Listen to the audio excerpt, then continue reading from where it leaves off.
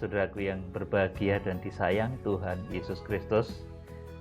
Saat sukacita ini tanggal 10 Maret 2021 saya akan sampaikan mengenai kembalinya mujizat Musa. Saudara, Musa ini melakukan mujizat-mujizat besar yang dikenal dengan 10 tulah di Mesir.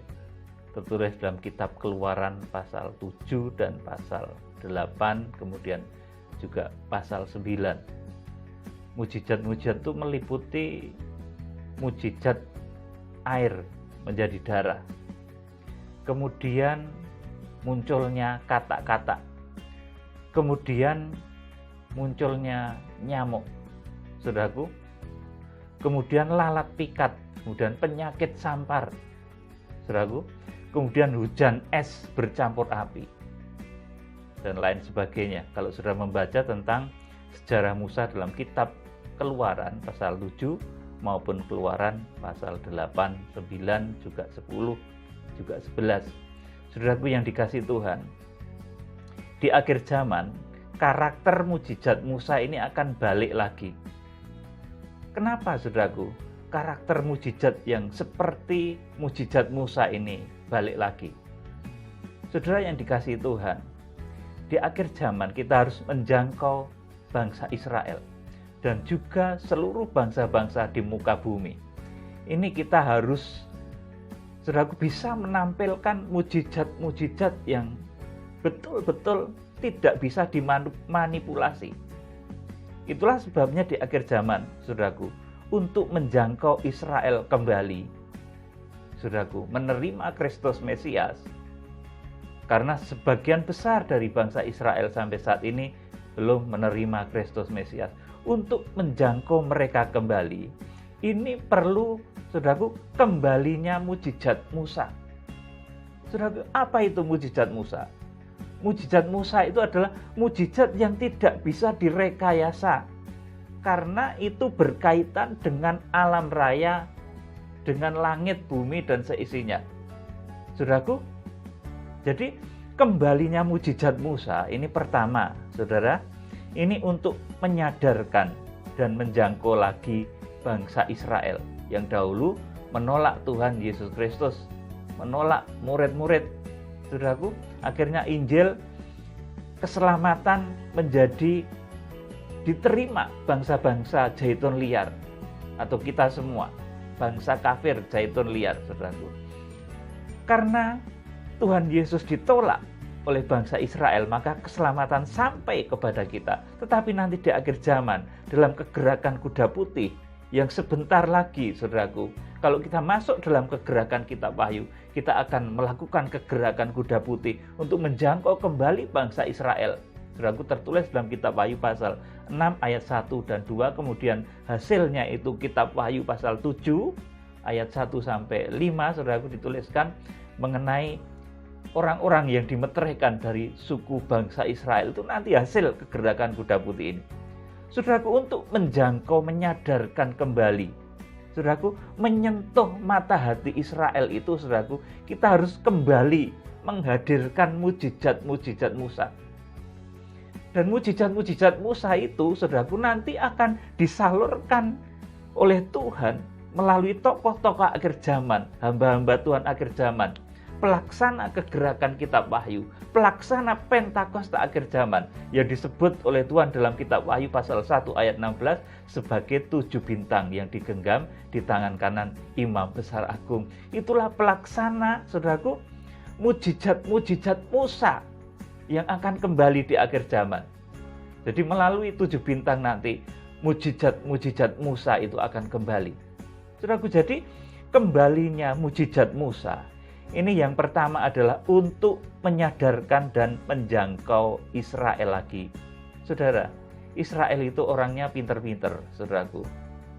Israel tidak bisa percaya dengan mujizat-mujizat kecil. Orang demam sembuh, orang pusing sembuh, orang sakit perut sembuh, saudaraku.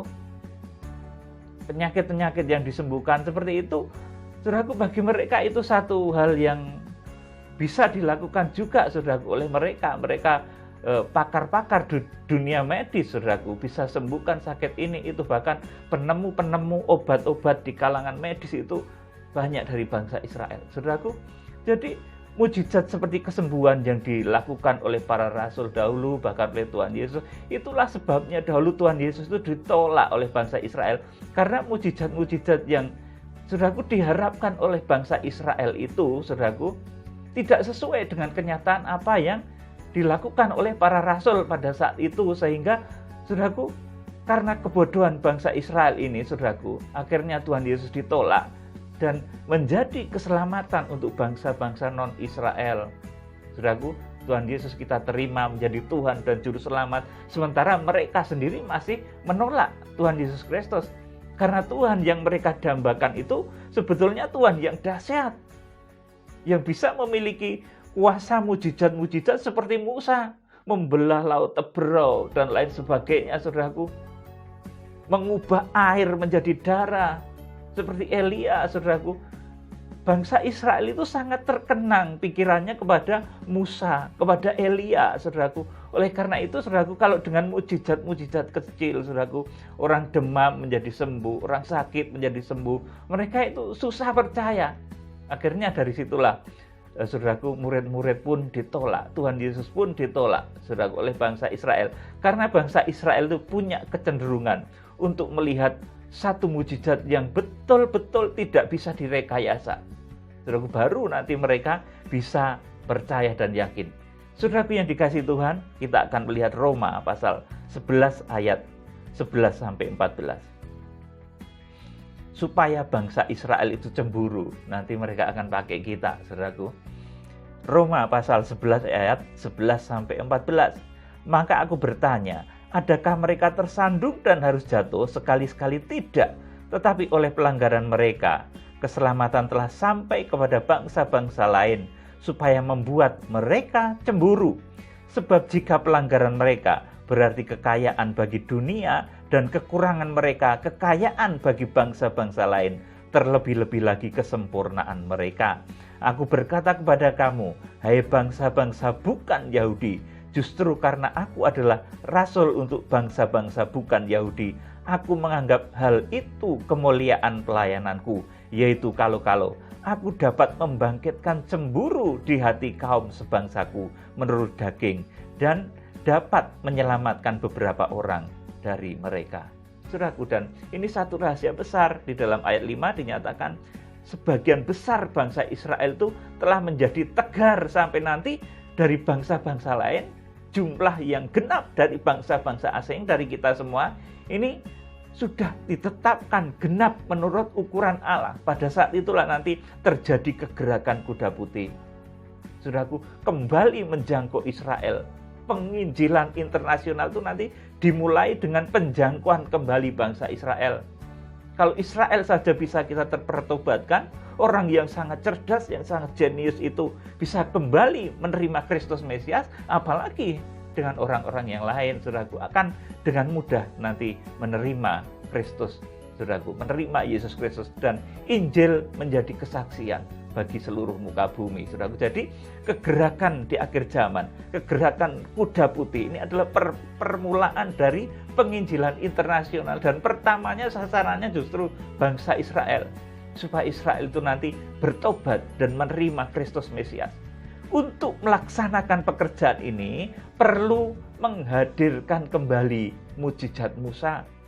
Dan mujizat Musa itu nanti, saudaraku, tersalurnya melalui 7 tokoh yang disebut dalam kitab Wahyu pasal 1 ayat 16 sebagai 7 bintang yang digenggam Imam Besar Agung, digenggam tangan kanan Imam Besar Agung. Itulah tokoh pelaksana dari kegerakan kitab Wahyu. Tokoh pelaksana, saudaraku, yang akan menghadirkan kembali mujizat-mujizatnya Musa. Air menjadi darah, hujan es bercampur api. Saudaraku, mujizat-mujizat yang berkenaan dengan alam raya ini nanti akan dihadirkan melalui 7 tokoh itu. Oleh karena itu, kalau saudara membaca di dalam kitab Wahyu, peran dari 7 tokoh itu dalam kitab Wahyu disebut sebagai 7 bintang, disebut 7 malaikat sidang, sebagai malaikat yang menerima amanat hukuman 7 meterai, sebagai malaikat yang menerima amanat hukuman 7 sangkakala, sebagai malaikat yang menerima menerima amanat penghukuman 7 cawan murka Allah.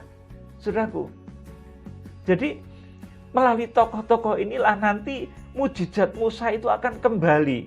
Saudaraku, jadi yang pertama ini, saudaraku, untuk menyadarkan dan menjangkau kembali Israel untuk menerima Injil, saudaraku, bahwa kekuatan Injil pun, saudaraku, ini akan mampu menghadirkan kembali mujizat-mujizat yang luar biasa. Seperti Musa, bahkan lebih dari itu. Saudara, kalau saudara membaca hukuman 7 sangkakala, hukuman 7 cawan murka Allah itu, saudaraku, ini 2 kali lipatnya dari hukuman di Mesir ini, lebih dahsyat lagi. Saudaraku yang dikasihi Tuhan Yesus Kristus.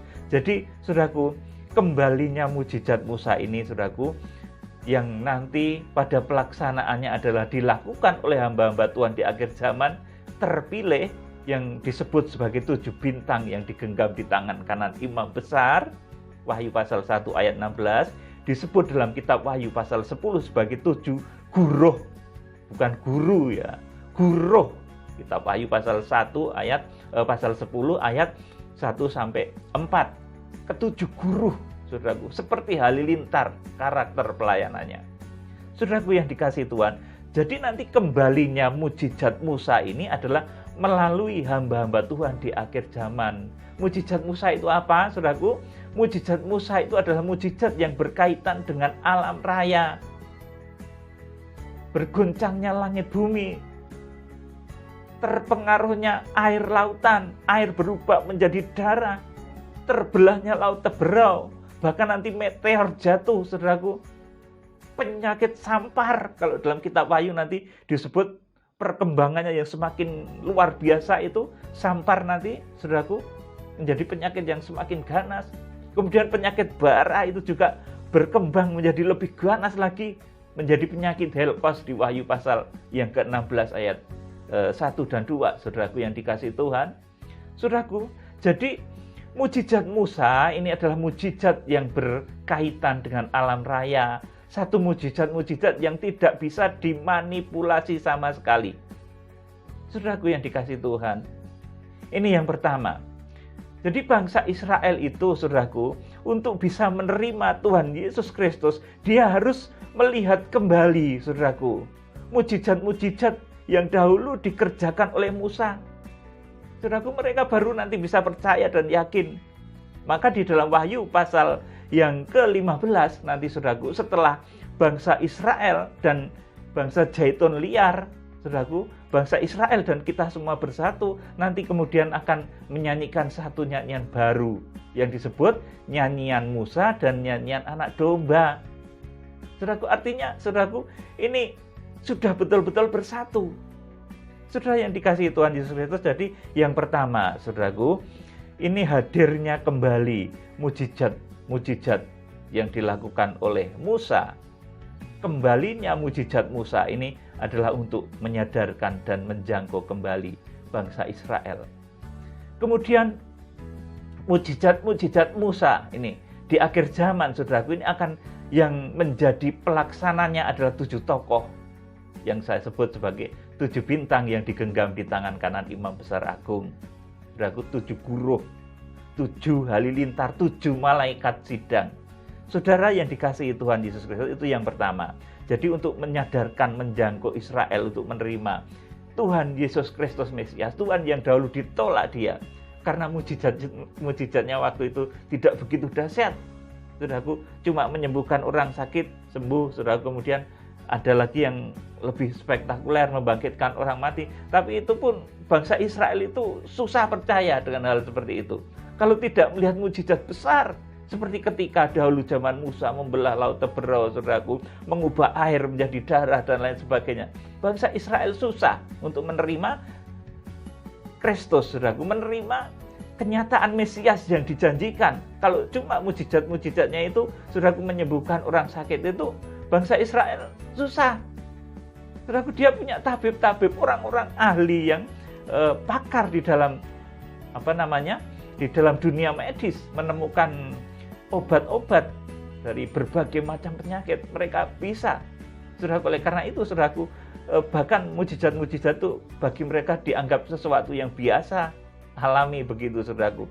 Saudara, ini yang pertama, untuk menyadarkan, menjangkau Israel, menyentuh mata hati bangsa Israel supaya terbuka lagi. Itu harus hadir mujizat Musa di akhir zaman. Dan itu melalui 7 tokoh yang disebut 7 bintang yang digenggam di tangan kanan Imam Besar Agung. Saudara, kemudian yang kedua, hadirnya saudaraku mujizat Musa. Saudaraku, kembalinya mujizat Musa. Ini yang kedua tujuannya adalah untuk memberantas mujizat-mujizat palsu dari nabi-nabi palsu. Yang kedua ini saudaraku penting.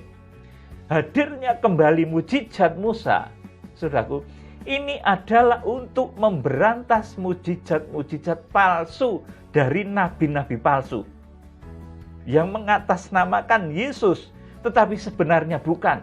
Sehingga ketika Tuhan Yesus datang, orang-orang itu nanti akan ditolak.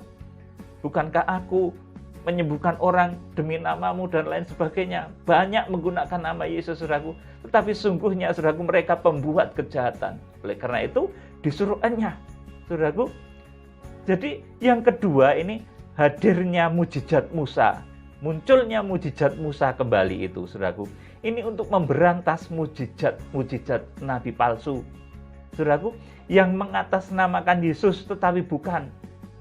Kolaborasi jahat yang disebut oleh Tuhan sebagai jual beli merpati di bait suci. Saudaraku, Yohanes pasal 2 ayat 13-16.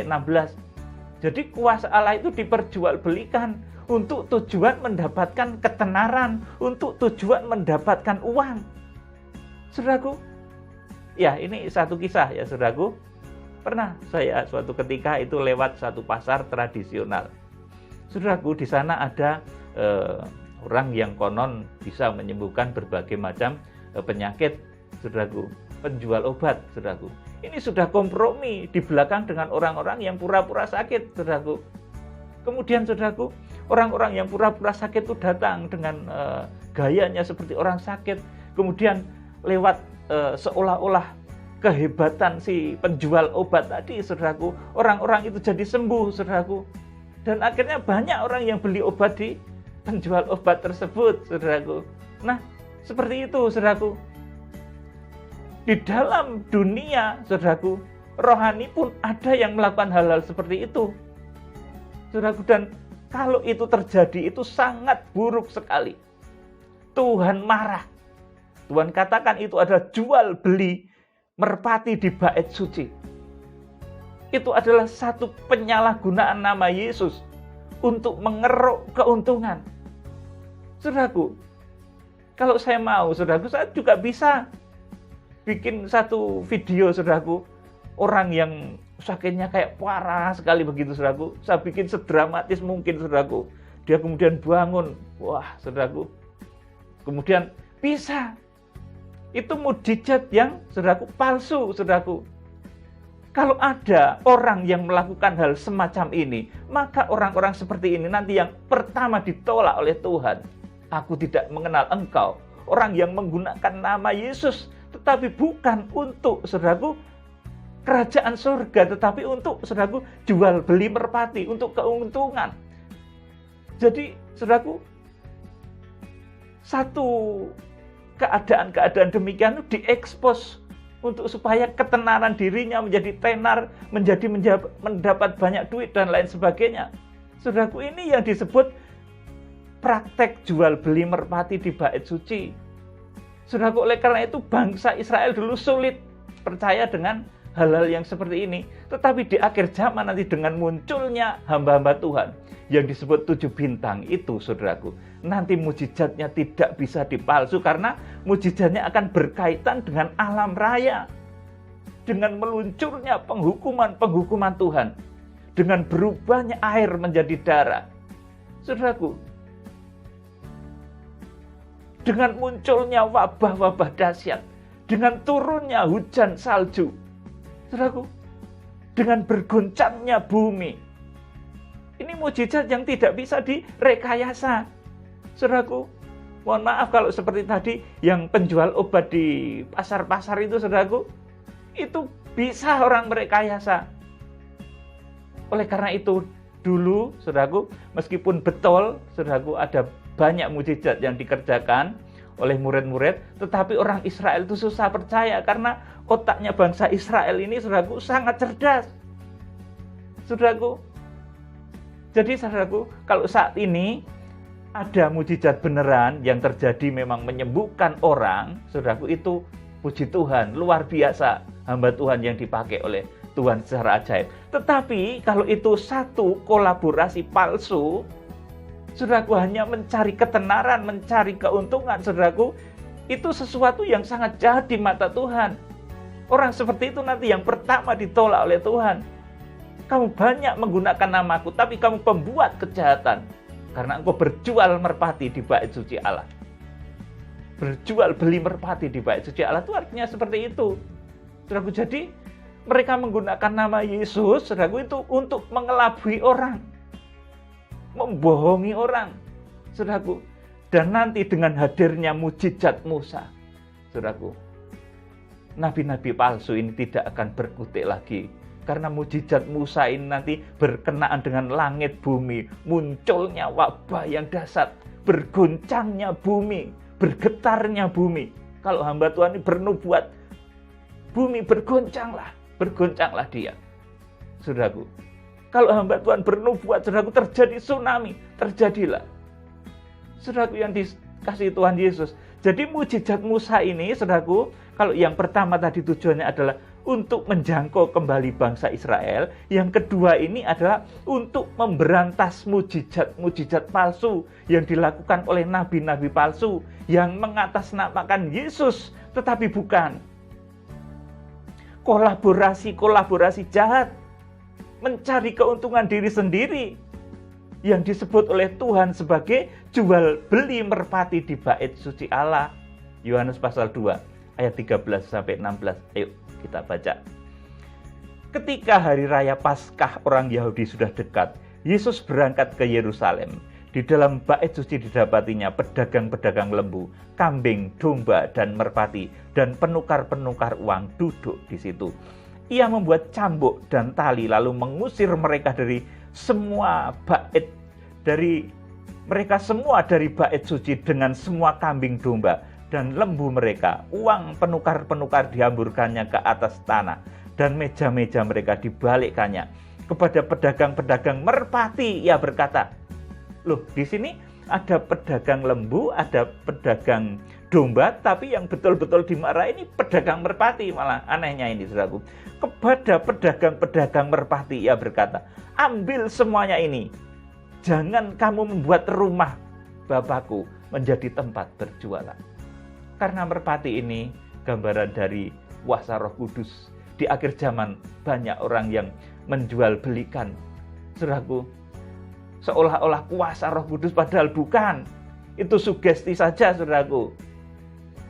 Kalau betulan terjadi mujizat, itu haleluya. Itu luar biasa, satu kekuatan Tuhan yang luar biasa, dan itu hamba Tuhan yang dipakai oleh Tuhan.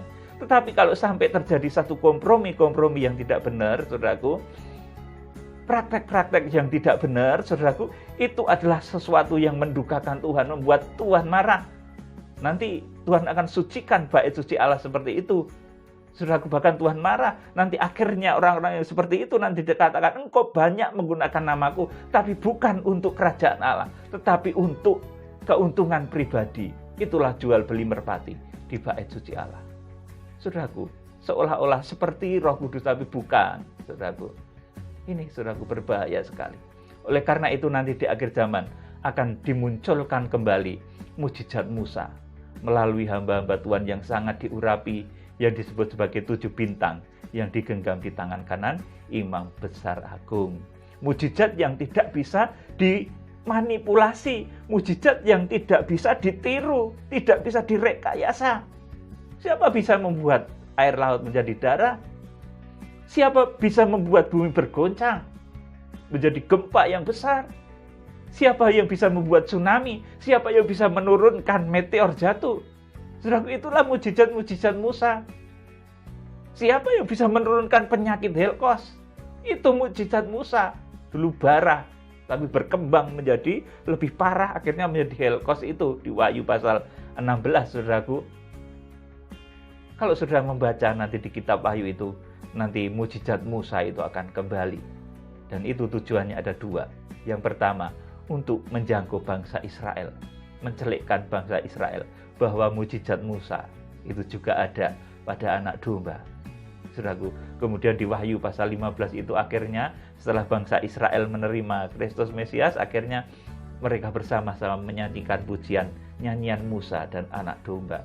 Kemudian tujuan yang kedua dari kembalinya mujizat Musa, ini adalah untuk memberantas mujizat-mujizat palsu dari nabi-nabi palsu yang mengatasnamakan Yesus, banyak menggunakan nama Yesus, tapi bukan untuk kerajaan Allah, untuk mencari kekayaan, untuk, saudaraku, jual beli merpati. Saudaraku, Yohanes pasal 2 ayat 13 sampai 16. Saudaraku, jadi kiranya sudah menjadi paham. Sebentar lagi saudara kita akan jelang kegerakan kitab Wahyu, tokoh-tokoh yang akan dipakai oleh Tuhan untuk menghadirkan kembali mujizat Musa itu akan segera muncul, saudaraku, dan itu nanti akan dipakai oleh Tuhan untuk menjangkau Israel. Kemudian yang kedua, saudaraku, ini untuk memberantas mujizat-mujizat palsu dari nabi-nabi palsu, saudaraku, yang mengatasnamakan Yesus tapi sebetulnya bukan, saudaraku, melainkan hanya jual beli merpati di bait suci, mencari keuntungan di bait suci. Kiranya Roh Kudus memberkati saudara dengan roh hikmat dan wahyu. Salam penuaian Tuhan Yesus Kristus, Imam Besar Agung, pemimpin kegerakan kitab Wahyu, memberkati saudara. Haleluya. Amin.